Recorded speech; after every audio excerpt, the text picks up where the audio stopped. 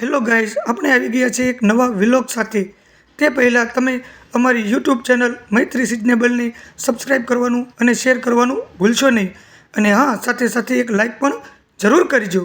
તો ચાલો મિત્રો, પરમ પૂજ્ય વાલમરામ બાપાની 139મી પુણ્યતિથિ નિમિત્તે આપણે આવી ગયા છીએ વાલમ બાપાની જગ્યામાં. તો ચાલો મિત્રો, આપણે અહીં વાલમ બાપાની જગ્યાની અંદર જઈએ. તો મિત્રો, તમે અહીં જોઈ શકો છો કે વાલમરામ બાપાની જગ્યામાં ખૂબ જ ભવ્ય સુશોભન સાથે અહીંની આખી પૂરી જગ્યાને શણગારેલ છે. તો અહીં પરમ પૂજ્ય વાલમરામ બાપાની 139મી પુણ્યતિથિ નિમિત્તે આજે સવારે અહીં વાલમ બાપાની ચરણ પાદુકાનું પૂજન થવાનું છે. તો મિત્રો, તમે અહીં જોઈ શકો છો કે ખૂબ જ શ્રદ્ધાપૂર્વક અને ભાવભક્તિ સાથે અહીં પૂજા કરવા માટે તમામ ભાવિ ભક્તો એકત્રિત થઈને પૂજા કરવાની તૈયારીમાં બેસી ગયા છે. તમે અહીં જોઈ શકો છો કે વાલમ બાપાની ચરણ પાદુકાનું પૂજન થવામાં હજી થોડોક સમયની રાહ છે. તો મિત્રો, ચરણ પાદુકાનું પૂજન શરૂ થાય તે પહેલાં અહીંની જગ્યામાં તમને હું વાલમરામ બાપાની સમાધિ મંદિરના દર્શન કરાવીશ. તો ચાલો આપણે વાલમરામ બાપાની સમાધિ મંદિરના દર્શન કરીએ. તો મિત્રો, આ છે વાલમરામ બાપાનું સમાધિ મંદિર. અહીં વાલમરામ બાપા, તેમના ગુરુ શ્રી ભોજલરામ બાપા તેમજ જલારામ બાપાની સાથે બિરાજમાન છે. તો તમે અહીં તેમના દર્શન કરી લો.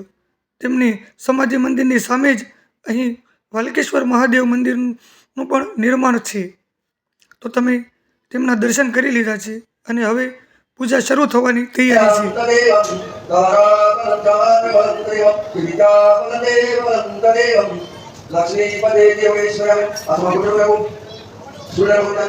તો મિત્રો, અહીં વાલમ બાપાના ચરણ પાદુકાની પૂજા વિધિ શરૂ થઈ ગઈ છે. એ તમે નિહાળી રહ્યા છો.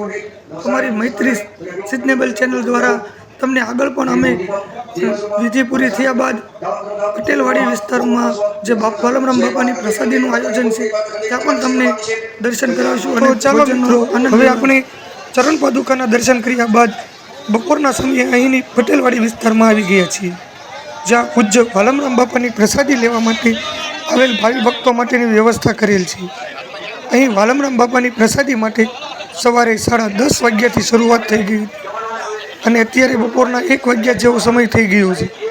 ઘણા બધા ભાવિ ભક્તો પ્રસાદી લઈ ચૂક્યા છે, છતાં હજુ પણ ઘણા બધા લોકો પ્રસાદી માટે બાકી છે. તમે અહીં જોઈ શકો છો, ઘણા બધા ભાઈઓ પોતપોતાના ધંધા રોજગાર છોડીને અહીં ખૂબ જ ઉત્સાહ અને આનંદ સાથે અવિરત સેવા આપી રહ્યા છે.